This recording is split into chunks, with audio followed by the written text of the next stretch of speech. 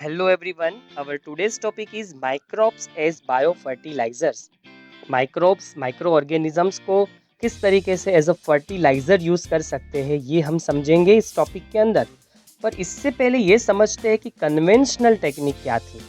हम जानते हैं कि कन्वेंशनली हम बहुत ज़्यादा सालों से केमिकल फर्टिलाइज़र्स के ऊपर डिपेंडेड है। केमिकल फर्टिलाइज़र्स का जो यूटिलाइजेशन है, जो यूज़ है, वो ग्रीन रिवॉल्यूशन के बाद बहुत ज़्यादा बढ़ गया, डिमांड में आ गया। ग्रीन रिवॉल्यूशन में एग्री केमिकल्स की डिमांड बढ़ी, इंसेक्टिसाइड्स, पेस्टिसाइड्स की डिमांड बढ़ी और उसके साथ साथ केमिकल फर्टिलाइज़र्स भी बहुत ज़्यादा यूज़ होने लगे, डिमांड में आने लगे। Use of the chemical fertilizers to meet the ever increasing demand of agricultural product has contributed significantly to this pollution. Urbanization और बढ़ती हुई ह्यूमन पॉपुलेशन की फूड रिक्वायरमेंट को देखते हुए हमने केमिकल फर्टिलाइज़र्स को ज़्यादा यूज़ करना शुरू किया, क्योंकि ज़्यादा पॉपुलेशन थी, उनकी फूड डिमांड ज़्यादा थी और उनको हमें फुलफ़िल करना था, तो हमें ज़्यादा प्रोडक्शन चाहिए था एग्रीकल्चर में और वो हमें करवा के दिया केमिकल फर्टिलाइज़र्स ने। पर इस एक बेनिफिट के साथ साथ केमिकल फर्टिलाइज़र्स की नेगेटिव इम्पैक्ट हुई। इन्होंने पॉल्यूशन किया, इन्होंने ना सिर्फ सॉइल इकोसिस्टम को डैमेज किया पर उसके साथ साथ वाटर इकोसिस्टम की स्टेबिलिटी को भी हैम्पर किया। इकोसिस्टम और एनवायरनमेंट की स्टेबिलिटी और उसको सस्टेन रखने के लिए ज़रूरी था कि हम केमिकल फर्टिलाइज़र्स जो है उनकी जो नीड है, उनकी जो डिमांड है, उनको कम करें। उनकी जगह हम स्विच हो जाए बायो फर्टिलाइज़र्स में और ऑर्गेनिक फार्मिंग की तरफ। There are problems associated with the overuse of chemical fertilizers and there is a large pressure to switch to organic farming, the use of biofertilizers। और अब हम जानते हैं कि केमिकल फर्टिलाइज़र से किस तरीके से एनवायरनमेंट और इकोसिस्टम है, उनकी स्टेबिलिटी और उनकी सस्टेनेबिलिटी जो है उस पर इफ़ेक्ट हो रही है।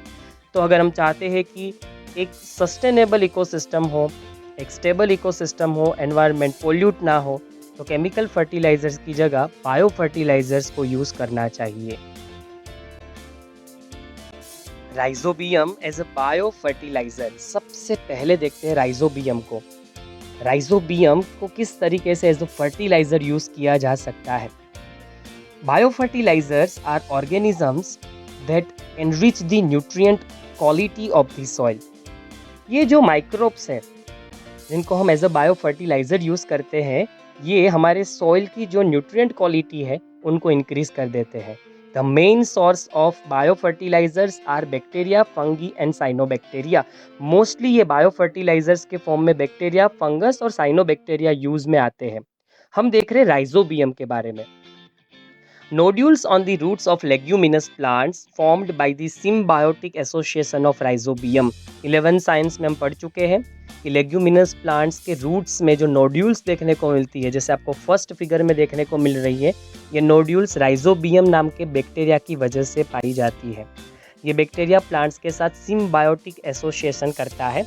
This bacteria fix atmospheric nitrogen into organic forms which is used by the plant as a nutrient. ये बैक्टीरिया हवा से नाइट्रोजन लेता है और उसको नाइट्रोजन सोल्ट में कन्वर्ट करता है और ये सोल्ट प्लांट यूज़ करता है न्यूट्रिएंट की तरह।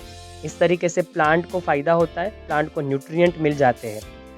राइजोबियम का फ़ायदा ये होता है कि राइजोबियम जो है अपना खाना खुद नहीं फॉर्म कर सकता, इसलिए वो फूड के लिए डिपेंडेंट है और ये फूड उनको प्लांट से मिल जाएगा।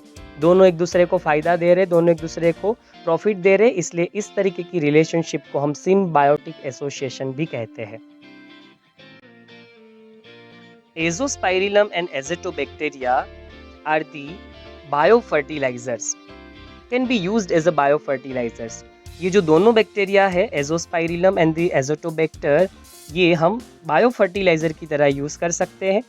Azospirillum and the Azotobacter can fix atmospheric nitrogen while free living in the soil. पहले तो ये फ्री लिविंग है, मतलब ये सॉइल में फ्री लिविंग दिखाते हैं। ये एटमॉस्फेरिक नाइट्रोजन को कन्वर्ट करते हैं नाइट्रोजन सोल्ट में और इस तरीके से ये सॉइल का जो नाइट्रोजन कंटेंट है उनको इंक्रीज करते हैं, and reaching the nitrogen content of the soil. और अगर ऐसा होगा तो सॉइल के अंदर हमें कम से कम ज़रूरत रहेगी नाइट्रोजन फर्टिलाइज़र की। जो यूरिया केमिकल फर्टिलाइज़र है उसको स्प्रिंकल करने की ज़रूरत अब नहीं रहेगी अगर हमारी ज़मीन में, सॉइल में एजोस्पाइरिलम और एज़ोटोबैक्टर हो गए तो। Mycorrhiza is a bio fertilizer. Mycorrhiza एक फंगस है और वो सिम्बायोसिस दिखाती है प्लांट रूट्स के साथ। Mycorrhiza is also known to form symbiotic association with plants. Many members of the genus glomus form mycorrhiza. Glomus genus से ये बिलोंग करती है।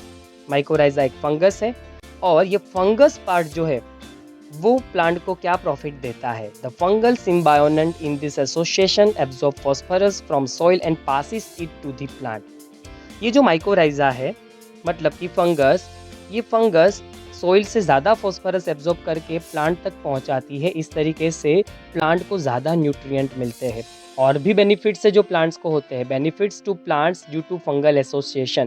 पहला तो हमने देखा कि ज़्यादा फॉस्फोरस या न्यूट्रिएंट्स प्लांट्स को मिलेंगे। Second, resistant to root borne pathogens, resistance मिलेगा। हम जानते हैं कि काफ़ी ऐसे ऑर्गेनिज्म है जो सॉइल के ज़रिए प्लांट के रूट्स को डैमेज करते हैं, उनमें डिजीज़ करते हैं और क्रॉप को ख़राब करते हैं। जब तक माइकोराइजा नाम की फंगी प्लांट के रूट्स में होगी तब तक वो डिजीज़ कोजिंग ऑर्गेनिजम्स रूट्स को ख़राब नहीं कर पाएंगे। हम समझ चुके थे कि एक म्यान में दो तलवार नहीं रह सकती। जब तक रूट सिस्टम में माइकोराइजा की डोमिनेंसी होगी तब तक कोई और रूट बॉर्न डिजीजेस, कोई और रूट बॉर्न पैथोजेंस रूट्स को ख़राब नहीं कर पाएगा। Tolerance to salinity and drought, ज़्यादा सॉल्टी जो एनवायरनमेंट है, अगर सॉइल ज़्यादा सॉल्टी है, उसमें सॉल्ट लेवल ज़्यादा है, और सूखा जो पड़ता है, पानी की अनअवेबिलिटी, इन दोनों कंडीशन में ये फंगस जो है वो प्लांट को प्रोटेक्शन देगी। Increase plant growth and development, क्योंकि ये ज़्यादा अमाउंट में मिनरल्स एंड वाटर प्लांट्स तक पहुंचाती है, इसलिए प्लांट का ग्रोथ एंड डेवलपमेंट इंक्रीज होता है, फास्ट होता है। ये बात हमने की प्लांट्स को क्या प्रॉफिट मिलता है। हमने बात की थी सिम्बायोसिस की, तो डेफिनेटली माइकोराइजा का भी यहाँ कोई फ़ायदा होगा। माइकोराइजा एक ऐसी फंगी है जो अपना न्यूट्रिशन खुद नहीं फॉर्म कर सकती, जो अपना फूड खुद नहीं फॉर्म कर सकती। हम जानते हैं कि फंगस जो है वो ऑटोट्रॉफिक नहीं होते, तो माइकोराइजा को प्लांट से खाना मिल जाएगा, उनको फूड मिल जाएगा, न्यूट्रिएंट्स मिल जाएंगे। ये माइकोराइजा का फ़ायदा है। दोनों ऑर्गेनिज्म आपस में दोनों के लिए प्रॉफिटेबल, एक दूसरे के लिए प्रॉफिटेबल है, इसलिए इस एसोसिएशन को सिम्बायोसिस कहेंगे। Cyanobacteria as a biofertilizer. अब देखते हैं साइनोबैक्टीरिया क्या रोल प्ले करता है। साइनोबैक्टीरिया ब्लू ग्रीन अलगी के नाम से भी जाना जाता है। Cyanobacteria are autotrophic microbes widely distributed in aquatic and terrestrial environments. पहली चीज़ तो ये बैक्टीरिया है वो ऑटोट्रॉफिक है, ये फोटोसिंथेसिस करता है और ये वाइडली डिस्ट्रीब्यूटेड, ये एक्वेटिक इकोसिस्टम के साथ साथ टेरेस्ट्रियल इकोसिस्टम और एनवायरनमेंट में भी पाया जाता है। Many of which can fix atmospheric nitrogen, जैसे कि एनाबीना, नोस्टॉक, ऑसिलेटोरिया, और ये एटमॉस्फेरिक नाइट्रोजन को फिक्स करते हैं और उसको नाइट्रोजन सोल्ट में कन्वर्ट करते हैं। एग्जाम्पल में है एनाबीना, नोस्टॉक एंड ऑसिलेटोरिया। ये तीनों एग्जाम्पल साइनोबैक्टीरिया के ही है।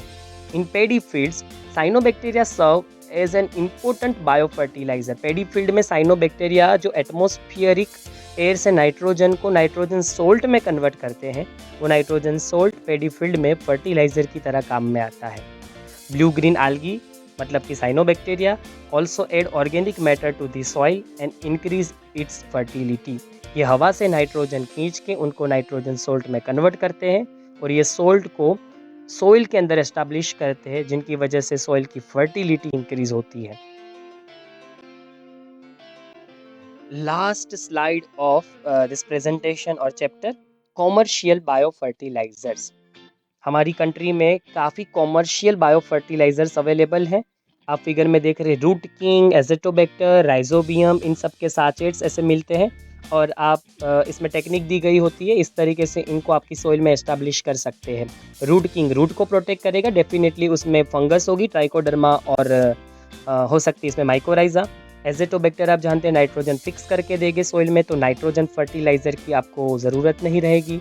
और राइजोबियम भी सेम उसी तरीके से नाइट्रोजन फिक्स करके देगा।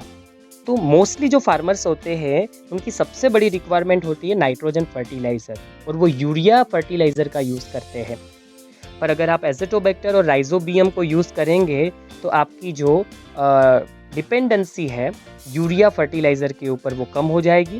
केमिकल फर्टिलाइज़र्स आप यूज़ नहीं करेंगे तब भी चलेगा, अगर आप एजेटोबैक्टर और राइजोबियम के साचेट्स यूज़ कर रहे हैं या इनको ग्रो करवा रहे हैं तो।